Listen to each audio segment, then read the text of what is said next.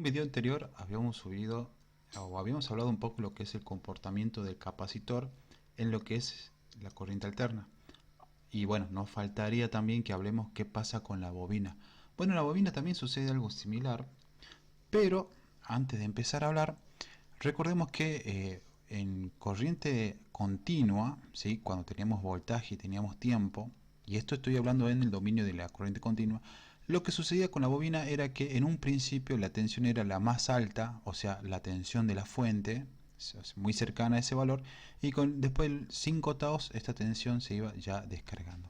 Así que en un primer momento la bobina se le enfrenta, ¿sí? Se le enfrenta a la tensión. Eso es lo que ocurría con la tensión, pero ¿qué ocurría con la corriente? Con la corriente ocurría lo contrario. En un momento no dejaba pasar corriente y luego sí, luego de 5 taos dejaba pasar. Esto sucedía en corriente continua. Pero vamos a ver qué sucede en corriente alterna. En corriente alterna tenemos que recordar primero una ecuación. No la voy a explicar a esta parte, puesto que le voy a poner la etiqueta del video ahí. Tenemos que la tensión en una bobina es igual a la inductancia, coeficiente de autoinducción, multiplicado por la derivada de la corriente en el tiempo.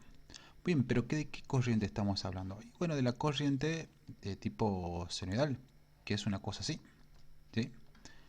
Bien, entonces tenemos esta corriente.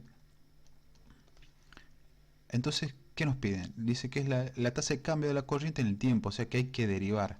¿Y qué corriente es? Esta que está acá, que es la corriente máxima por el seno de la velocidad angular por el tiempo. Bien, vamos a hacer eso entonces. Vamos a derivar esta función que tenemos acá. Esto sería la corriente en función del tiempo. Entonces derivemos. Si nosotros derivamos, entonces tenemos que la derivada de la corriente en función del tiempo va a ser igual. Como acá yo tengo una multiplicación, tengo que aplicar la derivada de la primera por la segunda sin derivar, más la primera sin derivar por la segunda derivada. Entonces la derivada de la primera, como es una constante, esto es 0 por la segunda sin derivar, que es omega t, más la primera sin derivar, corriente máxima, por la derivada de la segunda. La derivada de un seno es coseno, omega t. Pero acá obviamente tenemos que aplicar también la derivada de lo que está dentro del paréntesis, porque estamos aplicando derivación por regla de la cadena. Y esto es por omega. Bien, todo esto recordemos que se va, porque 0 multiplicado por seno no es nada, ¿sí? Y todo esto ya podemos ahora sí reemplazarlo acá en la primera ecuación. Entonces tenemos que la tensión en la bobina va a ser igual al coeficiente de autoinducción por la derivada de lo que acabamos de hacer, que nos queda la corriente máxima, vamos a ponerlo así, corriente máxima por el coseno de la velocidad angular por tiempo por la velocidad angular.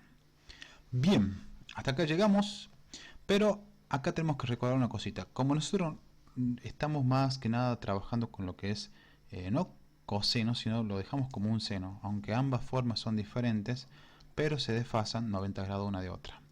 Entonces yo tengo que es L multiplicado por la corriente máxima, y como todo esto es una multiplicación, esta omega puedo pasarlo adelante, no hay ningún problema, y decir que esto es por el seno de omega t más 90 grados. Esto es válido. Y acá tenemos una enseñanza muy importante. ¿Cuál es la enseñanza? Bueno, algo parecido a lo que sucede en capacitor, pero esta vez, ¿qué es lo que sucede en la bobina?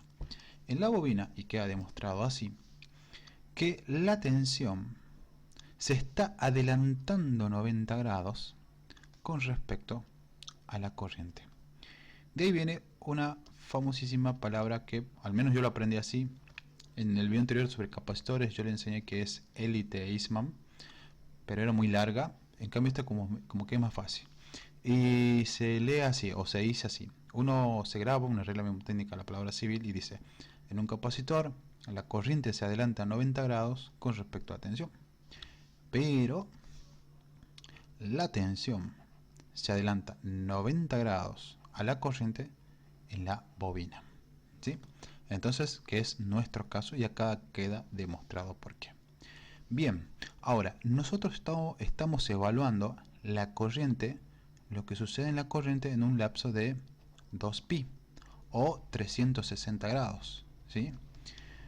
Ya sea que yo a estos 360 grados lo coloque acá, donde dice omega t, o los coloque acá, ¿sí? En cualquiera de las dos, tengo como resultado que todo esto, ¿sí? Todo esto me da 1, ¿sí? Al igual que todo esto me da 1. Entonces yo tengo como ecuación final lo siguiente. Vamos a poner por acá. Tengo que es tensión, va a ser igual tensión, y voy especificando la tensión en la bobina, va a ser igual a L por la corriente máxima por o velocidad angular, que sería omega, por 1. Obviamente a 1 no se lo pone, lo dejamos así nomás. Entonces, si yo despejo acá, esta corriente que está multiplicando puede pasar dividiendo. Entonces tengo tensión de la bobina sobre la corriente máxima. Esto va a ser igual a omega por L. Recuerdo yo que según la ley de Ohm, tensión dividido corriente, esto me tiene que dar una resistencia. Entonces yo podría decir la resistencia de la bobina es igual a omega por L. No. Bueno, sí, porque por supuesto las unidades van a ser en ohm, eso sí, pero yo cambio a R por XL, y XL va a ser omega por L. Sus unidades van a ser el ohmio, puesto que es la resistencia a la bobina. Concretamente no, estamos hablando de la impedancia de la bobina, no la resistencia. Ya queda, la resistencia la dejamos para las que tienen barrita de los códigos de colores, la que usamos en la protoboard para hacer ensayos y esas cositas, mejor dicho, las resistencias, le decimos resistencia a aquellos componentes electrónicos que tienen como principal tarea ser una resistencia, ya propiamente dicho. En cambio, una bobina, o un capacitor, un diodo, un transistor, un circuito integrado, su objetivo no es ser una resistencia.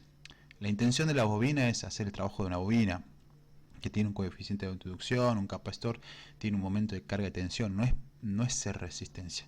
Pero obviamente tiene una resistencia debido a los materiales, debido a otras cosas sí presenta cierta resistencia. Pero resistencia no es su principal papel, sino más bien, bueno, es ser una bobina, componentes capaces de almacenar formas de energía, en este caso de la bobina, energía en forma de campo magnético. Pero sí se presenta una tensión, una resistencia que nosotros la llamamos XL. Pero esto sucede cuando nosotros estamos aplicando frecuencia, cuando estamos aplicando una onda de este tipo, esta onda senoidal que está acá, ¿sí? Así que esta ecuación es muy importante, ya que nos enseña que una bobina en corriente alterna se comporta como si fuera una resistencia, ¿sí? Así que se va a medir en ohmios, y ahora sí, gracias a esta ecuación podemos aplicar nosotros la ley de Ohm, porque ya que la ley de Ohm sí contempla resistencias. Así que bueno, muchas gracias y nos estamos viendo.